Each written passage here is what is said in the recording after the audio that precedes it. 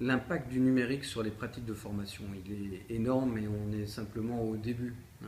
Ce qui était très impactant avant, c'est que toutes les révolutions technologiques et même les révolutions non technologiques commençaient plutôt dans l'univers, dans l'entreprise et s'imposaient progressivement dans le grand public. De la même façon que sur certains pays, la France, l'Europe et l'Israël aujourd'hui, le militaire a fini par perfuser dans le civil parce que ce qu'on avait inventé malheureusement pour des guerres ou pour de la recherche militaire finissait par s'infuser dans le monde civil ensuite. Aujourd'hui, c'est l'inverse qui est en train de se créer. C'est les pratiques du quotidien qui finissent par remonter dans notre univers professionnel. Il y a une vraie révolution qui est en marche, qui change complètement à la fois la typologie des formations, son mode de diffusion, sa taille, parce que bien évidemment sur un smartphone, on va chercher des formats d'une minute, de 2 minutes, de 3 minutes. Personne ne va rester 1 heure, 2 heures, 3 heures derrière son smartphone pour suivre une formation. Et ça, c'est une révolution. C'est-à-dire que même en termes de pédagogie, nos métiers sont en pleine transformation parce que ce qu'on pouvait faire avant, une journée, 2 journées, 3 journées de formation, les gens disent non mais j'en veux une synthèse, il faut qu'elle soit très courte, que j'aille directement au message et que surtout ça ne me prenne pas beaucoup de temps. Donc c'est une révolution de tous les instants. Et puis l'arrivée maintenant de la réalité virtuelle, de la réalité augmentée, de ces casques avec lesquels on va se promener le nez en l'air, l'air un peu bête au début et un peu gauche, va néanmoins révolutionner encore plus la formation puisqu'on va pouvoir se puiser dans des mondes virtuels, travailler sur des choses qui n'existent pas encore, un bateau en construction, une aile d'avion qu'on construit et qui va permettre effectivement tout à coup de travailler en 3D dans un univers qui n'est même pas encore construit. C'est une révolution totale de chaque instant et je pense qu'on n'est qu'au début. Pourquoi ? Parce que le secteur qui dans le monde entier a le plus résisté à l'arrivée du numérique et à ses outils, c'est l'éducation et c'est la formation. Et c'est pas seulement en France, on accuse toujours le mammouth d'être assez difficile à toiletter, c'est dans tous les pays du monde où c'est le secteur le plus résistant à l'évolution, mais on sent que là les fissures deviennent des failles et les failles vont bientôt... Alors pour le pire et pour le meilleur, parce que dans toute transformation, il n'y a pas que du bien. Donc ce qu'il va falloir, c'est maîtriser, le travailler, savoir comment on le fait, qui est légitime pour le faire et pour le coordonner.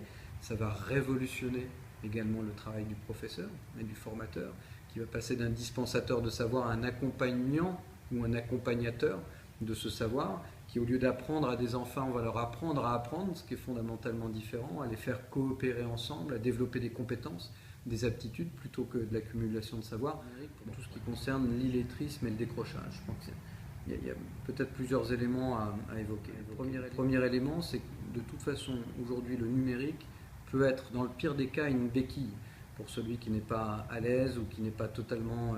ou qui n'a pas fini son apprentissage ou qui l'a laissé quelque part en cours de route parce qu'aujourd'hui il y a du contenu audio, il y a de la reconnaissance vocale, il y a une ergonomie qui fait qu'aujourd'hui j'ai une béquille numérique qui est fantastique. Bon, mais c'est qu'une béquille, il faut pouvoir aller plus loin parce qu'une fois qu'on est débarrassé ou qu'on n'a pas cette béquille à disposition, qu'on est face à face à quelqu'un, comment est-ce qu'on règle ça? Bon, on n'a pas la possibilité de l'utiliser dans un entretien, s'il faut faire un texte écrit et le faire soi-même, là c'est plus possible. Bon.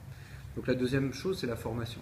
Donc bien évidemment, aujourd'hui, le numérique, c'est un outil fantastique pour donner accès à la formation à des gens qui ne l'auraient pas eu autrement. C'est-à-dire qu'ils soient sortis du système ou encore dans le système, ça peut être un complément de formation ou un accès à la formation qu'une formation traditionnelle ne pouvait pas ou peut leur donner, et surtout quand ils sont sortis du système, ils continuent à avoir accès à cette formation. Et c'est ça qui est fantastique. L'enjeu, il est là, c'est-à-dire que à la fois ceux qui puissent les détecter soient capables de les détecter, de les accompagner, sans les culpabiliser en disant mais voilà, utilise ces outils, je te guide, je te donne les outils pour t'améliorer.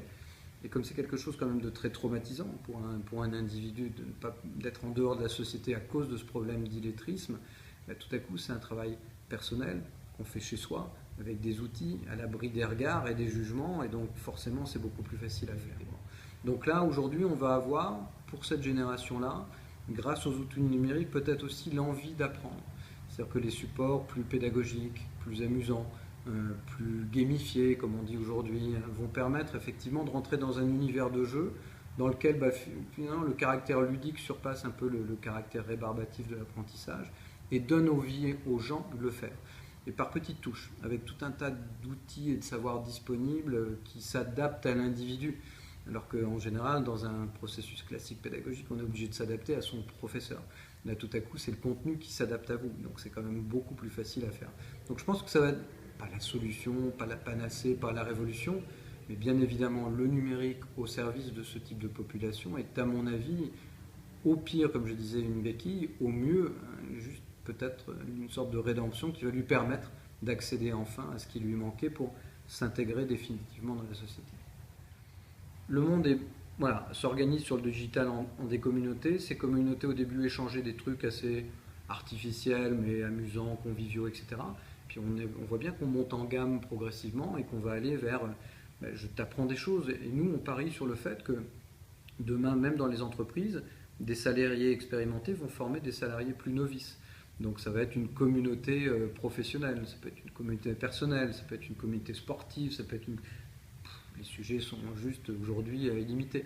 On peut même imaginer que, une fois passé certains nombres de blocages, des salariés expérimentés d'une boîte forment les salariés d'autres boîtes. C'est-à-dire que demain, la formation se fasse de façon horizontale entre des communautés de gens qui, sur une spécialité, sur un sujet, vont se retrouver et avoir progressivement des communautés aussi intergénérationnelles qui vont diffuser du savoir, qui vont diffuser de l'expérience à des gens qui en ont besoin, qui vont les adapter pour les faire évoluer. Enfin, le mécanisme est juste sans fin, il est illimité, on ne sait même pas comment ça va se passer. Mais ce qui est sûr, c'est que ça va se passer. Donc, et il est communautaire. Il est très clair.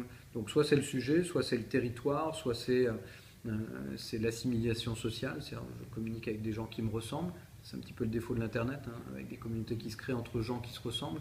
Et ce qui est intéressant, c'est qu'on arrive à exploser ça et que le digital arrive à passer du stade où il bâtit des communautés de gens qui se ressemblent, ce qui fait qu'ils vont finir par vivre en parallèle des autres et non plus avec les autres. Et c'est ça qui est dangereux dans le numérique.